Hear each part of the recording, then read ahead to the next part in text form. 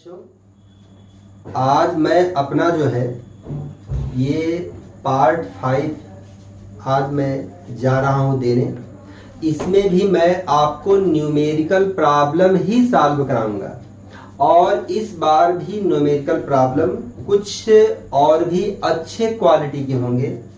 आप लोग उसे समझिए। कूलम्स लॉ पर ही बेस्ड ये न्यूमेरिकल प्रॉब्लम्स हैं। आइए जरा प्रॉब्लम को अब हम लोग देखते हैं।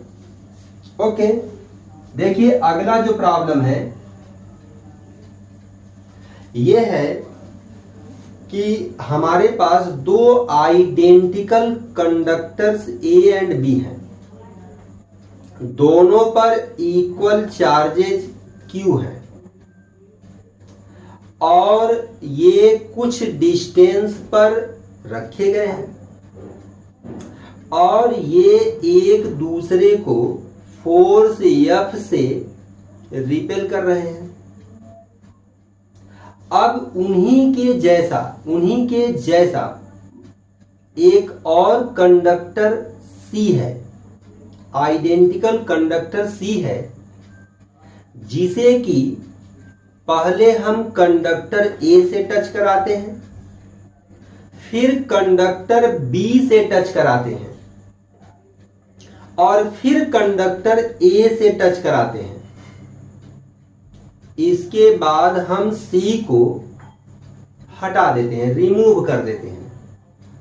तो अब हमें यह बताना है कि अब ए और बी के बीच में वर्क करने वाले फोर्स की वैल्यू क्या होगी। उम्मीद है बच्चों क्वेश्चन समझ में आ गया होगा। एक बार और सुनिए ध्यान से। हमारे पास दो आइडेंटिकल कंडक्टर्स ए और बी हैं। आइडेंटिकल का मतलब यह है कि उनका साइज भी सेम है और एक ही मटेरियल के बने भी हैं। आइडेंटिकल का मतलब ये होता है मटेरियल भी सेम और दोनों की साइज भी सेम है। ये दो कंडक्टर हमारे पास ए और बी हैं। इस पर भी चार्ज क्यू है और इस पर भी चार्ज क्यू है। स्टार्टिंग में ये दोनों जो है वह एक दूसरे को फोर्स एफ से रिपेल कर रहे हैं। तो देखिए यहां पर स्टार्टिंग में फोर्स की वैल्यू होगी 1/4 pi epsilon not Q1 Q2 upon R square. अब यहां पर क्वेश्चन ये कहा गया है कि अब जो है एक इन्हीं के जैसा आइडेंटिकल एक कंडक्टर सी है जो कि न्यूट्रल है। उसे पहले ए से टच करते हैं, फिर बी से टच करते हैं और फिर ए से टच करते हैं और इसके बाद हम सी को यहां से हटा देते हैं। तो हमें यह बताना है कि अब जो है ए और बी के बीच में फोर्स की वैल्यू कितनी होगी। आइए देखते हैं। इधर देखो ध्यान से। ये कंडक्टर ए है और ये जो है कंडक्टर बी है। सबसे पहले हम लोग अनचार्ज कंडक्टिंग बॉडी सी को ए से टच कराते हैं। तो जब टच कराएंगे तो इन दोनों पर टोटल चार्ज कितना है, क्यू है। अब जब इन दोनों को हम सेपरेट करेंगे, जब हम दोनों को सेपरेट करेंगे तो यहां पर ए और सी दोनों आइडेंटिकल हैं। तो दोनों पर चार्ज का जो डिस्ट्रीब्यूशन होगा यह सेम अमाउंट में होगा। कहने का मीन्स ये है कि अब जो है कंडक्टर ए पर चार्ज Q/2 होगा, कंडक्टर सी पर चार्ज Q/2 होगा। यहाँ पर ये आइडेंटिकल कंडक्टर थे, यही रीजन है कि इन पर चार्ज का जो डिस्ट्रीब्यूशन होगा वह सेम अमाउंट में होगा। अब हम इस C को ले जाते हैं B से B के कांटेक्ट में। तो जब हम B के कांटेक्ट में ले जाएंगे इस C को, तो C पर चार्ज है Q/2। अब इन दोनों को जब हम ऐड करेंगे तो B और C पर टोटल चार्ज की वैल्यू ऐड कर दीजिए, हो जाएगा 3Q/2। अब हम जब इन दोनों को सेपरेट करेंगे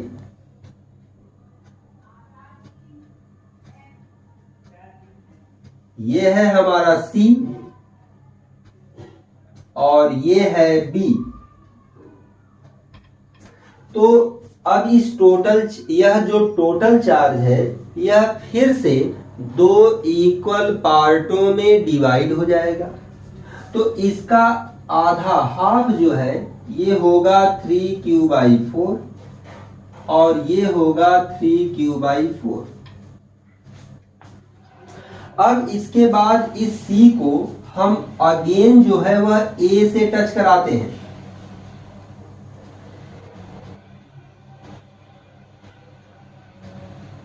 तो देखो यहां पर C पर चार्ज है 3Q/4।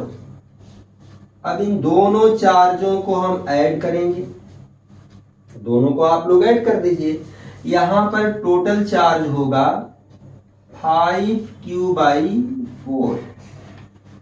एलसीएम लेकर के जब हम ऐड करेंगे तो यहां पर टोटल चार्ज होगा 5Q/4। अब यहां पर जब हम A और C को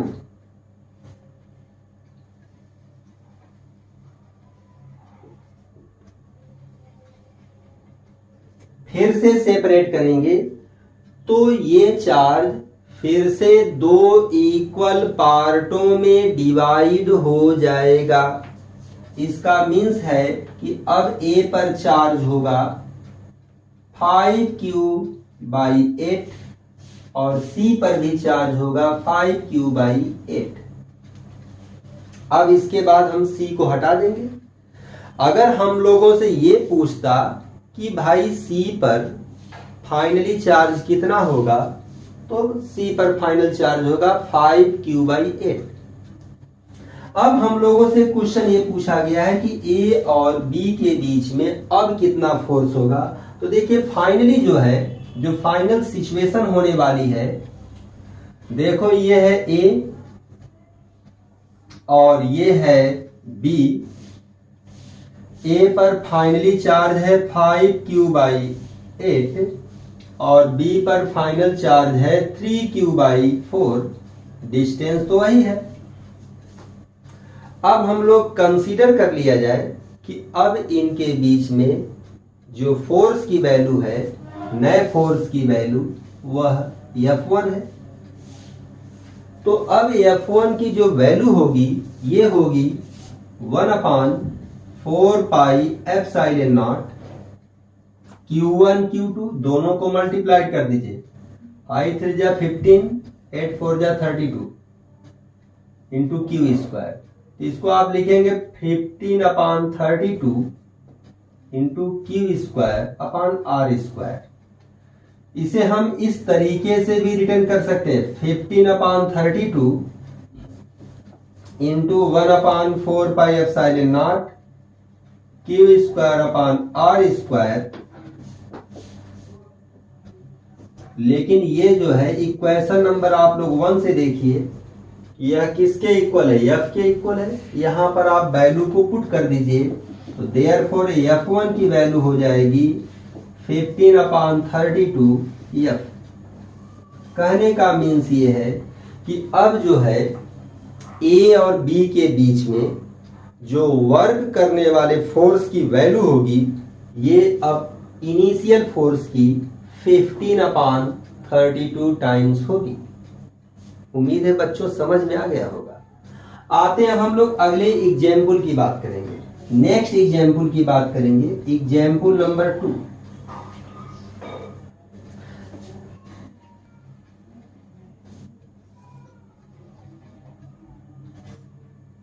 देखो बच्चों, ये 2 पॉइंट चार्जेज हैं।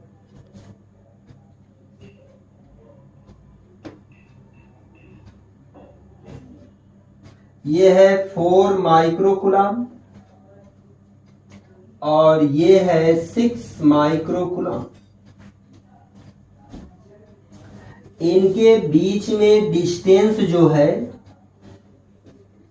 10 सेंटीमीटर है और अभी इन दोनों के बीच में एयर है। अब आगे क्वेश्चन ये कहा गया है कि अब इन दोनों चार्जों के बिटवीन हाफ, आधे प्लेस में, आधे स्पेस में हम एक डाई इलेक्ट्रिक मीडियम को इंट्रोड्यूस करते हैं आधे में, और अगले हाफ स्पेस में एयर ही है। तो क्वेश्चन ये पूछा गया है कि अब इन दोनों चार्जों के बिटवीन वर्क करने वाले फोर्स की वैल्यू कितनी होगी। स्टार्टिंग में दिखाई दे रहा है, ये है बिल्कुल स्टार्टिंग का सिचुएशन जिसमें कि ये 2 पॉइंट चार्जेस हैं, इनके बिटवीन डिस्टेंस 10 सेंटीमीटर है और इन दोनों पॉइंट चार्जों के बिटवीन टोटल स्पेस में एयर है या फिर कह सकते हैं फ्री स्पेस है। ये इनिशियली है, ये इनिशियली है। इसके बाद फाइनली जो है इन्हीं दोनों पॉइंट चार्जों के बिटवीन 4 माइक्रोकुलाम, 6 माइक्रोकुलाम और इनके बिटवीन डिस्टेंस 10 सेंटीमीटर था। इसके आधे स्पेस में, हाफ स्पेस में हम लोगों ने एक डाइलेक्ट्रिक मीडियम को इंट्रोड्यूस कर दिया। कह सकते हैं कि डाइलेक्ट्रिक मीडियम जो है वह 5 सेंटीमीटर डिस्टेंस को ऑक्यूपाइड कर रहा है और इस डाइलेक्ट्रिक मीडियम का डाइलेक्ट्रिक कांस्टेंट 9 है। अब हमें यह बताना है कि इनके बिटवीन फोर्स क्या है। तो देखो बच्चों, अब तक जो है हम लोग कूलम्ब्स लॉ का जो भी फार्मूला स्टडी किए थे वह तुम लोगों को पहले से पता होगा। एयर के लिए 1/4 pi epsilon not Q1 Q2 upon R square, और जब हम मीडियम की बात करते हैं तो 1/4 pi epsilon not Q1 Q2 upon R square, और यहां पर K आता है। तो देखिए, इस फार्मूले का यूज हम तब करते हैं जब दोनों चार्जों के बिटवीन टोटल स्पेस में केवल एयर हो या फिर स्पेस हो, और इस फार्मूले का यूज हम तब करते हैं जब इस दोनों चार्जों के बीच में कंप्लीट स्पेस में मीडियम हो। लेकिन यहां तो मैटर ये है कि कुछ स्पेस में मीडियम है, कुछ स्पेस में एयर है। कहने का मतलब यह है कि यहां पर जो मीडियम है यह पार्शियली फिल्ड है। तो ऐसे प्रॉब्लम्स को सॉल्व करने का रूल यह है कि पहले हम डाइलेक्ट्रिक मीडियम के थिकनेस के करेस्पॉन्डिंग एयर थिकनेस को प्राप्त करेंगे। याद कर लो, इस तरीके के प्रॉब्लम्स को सॉल्व करने का तरीका यह है कि हम डाइलेक्ट्रिक मीडियम के थिकनेस के करेस्पॉन्डिंग एयर की थिकनेस को फाइंड करेंगे, और जब एयर की थिकनेस मिल जाएगी तो जो यहां पर रिमेन एयर की थिकनेस है, इस थिकनेस को इस एयर की थिकनेस के साथ ऐड कर देंगे तो हमें दोनों चार्जों के between air, effective air distance मिल जाएगी, प्रभावी एयर डिस्टेंस मिल जाएगी। तो बड़े आराम से हम प्रॉब्लम को सॉल्व कर सकते हैं। तो सुनो ध्यान से बच्चों, किसी भी मीडियम के करेस्पॉन्डिंग एयर डिस्टेंस किसी भी मीडियम के करेस्पॉन्डिंग एयर डिस्टेंस या एयर थिकनेस, किसी भी मीडियम के थिकनेस के करेस्पॉन्डिंग एयर थिकनेस या मीडियम के डिस्टेंस के करेस्पॉन्डिंग एयर डिस्टेंस, उसे हम इस फार्मूले से फाइंड करते हैं, R air is equal to R M root K, जहां पर आर एम जो है वह मीडियम की थिकनेस है और के मीडियम का डाइलेक्ट्रिक कांस्टेंट है। तो यहां पर आप लोग देखिए बच्चों, मीडियम की थिकनेस जो है 5 सेंटीमीटर है और मीडियम का डाइलेक्ट्रिक कांस्टेंट 9 है। इसका स्क्वायर रूट 3 होगा, ये हो जाएगा 15 सेंटीमीटर। कहने का मीन्स ये है कि अब जो है एयर थिकनेस जो होगी इसके थिकनेस के रिस्पेक्ट में ये 15 सेंटीमीटर होगी और ये यहां पर एयर है और इसकी थिकनेस कितनी है 5 सेंटीमीटर। तो इस 15 सेंटीमीटर में इस 5 सेंटीमीटर को हम ऐड कर देंगे। इससे क्या होगा कि अब हमें दोनों पॉइंट चार्जों के बिटवीन इफेक्टिव एयर डिस्टेंस मिल जाएगी। ये कितना हो जाएगा 15 centimetre plus 5 centimetre, that is ये हो गया 20 सेंटीमीटर। अब यहां पर मीडियम का इफेक्ट समाप्त हो गया। अब आप लोग बड़े आराम से इस फार्मूले का यूज करके फोर्स की वैल्यू को फाइंड कर सकते हैं। तो अब यहां पर फोर्स की वैल्यू होगी, देखो यहां पर सब कुछ न्यूमेरिकली दिया गया है। तो इस सेंटीमीटर को आप मीटर में कन्वर्ट कर लीजिए, 100 का डिवीजन करेंगे 0.20 मीटर। इसे पावर के फॉर्म में लिख लीजिए, इसे रिटर्न कर सकते हो 2 into 10 to the power -1 metre. अब आप सीधे न्यूमेरिकल को इस फार्मूले से सॉल्व कर लीजिए। क्या होगा ये 9 into 10 to the power 9 Q1 Q2 4 micro coulomb है। 4 माइक्रो का मीन्स होता है 10 टू द पावर -6। Q2 6 है, 6 into 10 to the power -6 upon R square. इसका स्क्वायरिंग कर दीजिए, इसका स्क्वायरिंग 4 होगा, इसका स्क्वायरिंग 10 टू द पावर -2 होगा। 4 इंटू 10 टू द पावर -2, 4 से 4 कैंसिल। इसको हम लोग ऊपर लेके जाएंगे, ये हो जाएगा 10 टू द पावर 11 और ये है 10 टू द पावर -12।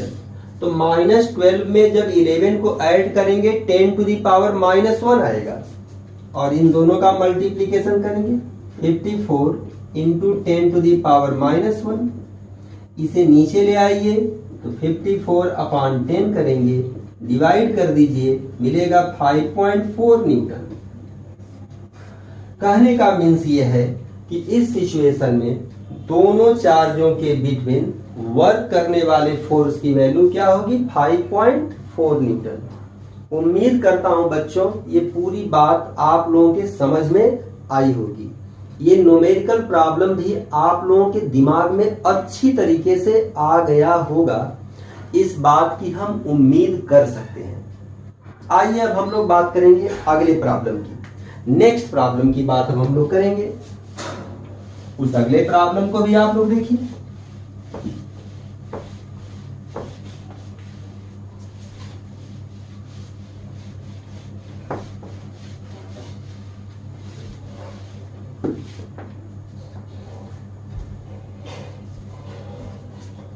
देखो बच्चों, ये है एग्जाम्पल नंबर 3।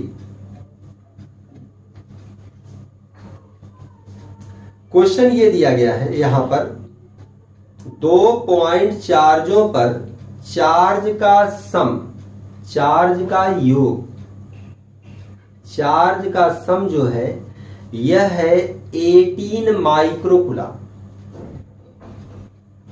और ये दोनों चार्जेज एक दूसरे से, और ये दोनों चार्जेज एक दूसरे से 10 सेंटीमीटर डिस्टेंस पर स्थित है और ये दोनों एक दूसरे को 72 न्यूटन के फोर्स से रिपेल कर रहे हैं। तो हमको ये बताना है कि अलग अलग चार्ज, मतलब की बात यह है कि एक पर कितना चार्ज होगा, दूसरे पर कितना चार्ज होगा। अगेन आप लोग क्वेश्चन को ध्यान से सुनिए। Sum of charge on two different conducting bodies is 18 microcoulomb and they are separated by distance of 10 centimeter and they repel to each other by 72 Newton. Then find value of charge on each small spherical body. देखो ध्यान से, यहां पर हमारे पास question के according ये 2 point charges हैं। दोनों पर चार्जों का सम जो है यह दिया गया है 18 माइक्रोकूलम। कहने का मीन्स ये है कि अगर इस पर चार्ज हम Q1 लेते हैं, इस पर Q2 लेते हैं, तो दोनों पर चार्ज का सम दिया गया है 18 माइक्रोकूलम। दोनों के बिटवीन जो डिस्टेंस दी गई है ये है यहां पर 10 सेंटीमीटर। इसे हम लोग मीटर में कन्वर्ट कर दें तो ये 100 का डिवीजन करेंगे 0.1 मीटर या 10 टू द पावर -1 मीटर होगा। और इनके बिटवीन जो फोर्स की वैल्यू है ये है 72 न्यूटन। हमें इन पर चार्जों की वैल्यू को फाइंड करना है, मतलब हमें Q1 और Q2 की वैल्यू को फाइंड करना है। देखो बच्चों, यहां पर चार्ज की वैल्यू माइक्रो में दी गई है, तो आप लोग जो कुछ भी कंसीडर कीजिएगा ये माइक्रो में कीजिएगा। इससे प्रॉब्लम को आप बेहद ही इजी तरीके से सॉल्व करेंगे। अगर ये नैनो में होता तो आप नैनो में लेते। सपोज कर लीजिए कि इस पर चार्ज की वैल्यू Q है तो उसे आप Q माइक्रोकूलम लीजिएगा क्योंकि माइक्रो में दिया है। अगर ये नैनो में होता तो नैनो में लेते, पीको में होता तो पीको में लेते। तो देखिए दूसरे वाले पर Q2 पर चार्ज की वैल्यू कितनी होगी, इसमें से हम इसको माइनस कर दें, कितना हो जाएगा 18 माइनस Q माइक्रोकूलम। अब हम लोग सीधे कूलम्स लॉ का यूज करेंगे, इससे इक्वेशन बनेगा, उसी इक्वेशन को हम सॉल्व करेंगे। तो अब हमें मालूम है कि यहां पर सब कुछ न्यूमेरिकल वैल्यू दी गई है, तो हम लोग कूलम्स लॉ के उस फार्मूले का यूज करेंगे जिसमें कि हम 9 इंटू 10 टू द पावर 9 का यूज करेंगे। तो आपको कूलम्स लॉ के अकॉर्डिंग पता है कि F की वैल्यू होती है 9 into 10 to the power 9 Q1 Q2 upon R²। अब हम लोग यहां पर वैल्यूज को पुट कर दें। F के प्लेस पर 72, 9 into 10 to the power 9, Q1 के प्लेस पर Q माइक्रोकूलम, माइक्रो का मीन्स होता है 10 टू द पावर -6। Q2 के प्लेस पर हम लिखेंगे 18 माइनस Q, माइक्रो है तो 10 to the power -6 upon R²। तो इस डिस्टेंस को हम स्क्वायरिंग कर देंगे, ये हो जाएगा 10 टू द पावर -2। आइए सॉल्व करते हैं। देखो बच्चों, ये होगा 10 टू दी पावर 11, ये ऊपर जाके प्लस हो जाएगा। ये होगा 10 टू दी पावर -12, इसका इसमें डिवीजन कर दो, 9 ये नीचे आ जाएगा तो 9 8 जा, ये होगा 8 is equal to Q 18 minus Q into 10 to the power -1। अब बच्चों इसको नीचे ला दो, इसको तुम ऐसे भी रिटर्न कर सकते हो, Q 18 minus Q upon 10 is equal to 8 cross कर दो, ये हो जाएगा 18Q minus Q square is equal to 80, shift कर दो, ये हो जाएगा Q square minus 18Q plus 80 is equal to 0। अब यहां पर ये Q में क्वाड्रेटिक इक्वेशन है, इसे श्रीधराचार्य के रूल से सॉल्व कर सकते हैं या फिर फैक्टर से भी सॉल्व कर सकते हैं। आइए जरा इसका फैक्टर कर दिया जाए। इसका फैक्टर होगा Q square minus 10Q minus 8Q plus 80 is equal to 0। इन दोनों में Q कॉमन है, Q माइनस 10 होगा, इसमें माइनस 8 कॉमन है, ये हो जाएगा Q माइनस 10। ये फैक्टर हो गया Q minus 8 and Q minus 10। अब यहां पर होगा either Q minus 8 is equal to 0, therefore Q की वैल्यू हो जाएगी 8, और Q minus 10 is equal to 0, therefore Q की वैल्यू होगी 10। इस Q की वैल्यू को यहीं पर रख दो। तो ऐसी सिचुएशन में देयरफॉर Q1 की वैल्यू हो जाएगी 8 माइक्रोकूलम। यहां पर जब रखेंगे तो Q2 की वैल्यू हमें मिलेगी 10 माइक्रोकूलम। इसी तरीके से हम यहां पर जब 10 लेंगे ये वाली वैल्यू, तो ये 10 आएगा और ये 8 आएगा। उम्मीद करता हूं बच्चों प्रॉब्लम सॉल्व करना आपको समझ में आ गया होगा।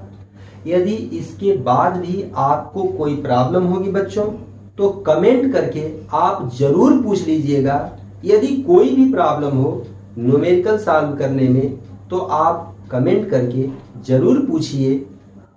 और दूसरी बात है बच्चों, चैनल को आप लाइक कीजिए, शेयर कीजिए, सब्सक्राइब कीजिए, लोगों से भी सब्सक्राइब करवाइए, जिससे कि हमारे अंदर जोश बढ़ने से हम आपको और भी अच्छी तरीके से प्रॉब्लम्स को सॉल्व करने के मेथड बताते रहें। ओके, थैंक यू, धन्यवाद।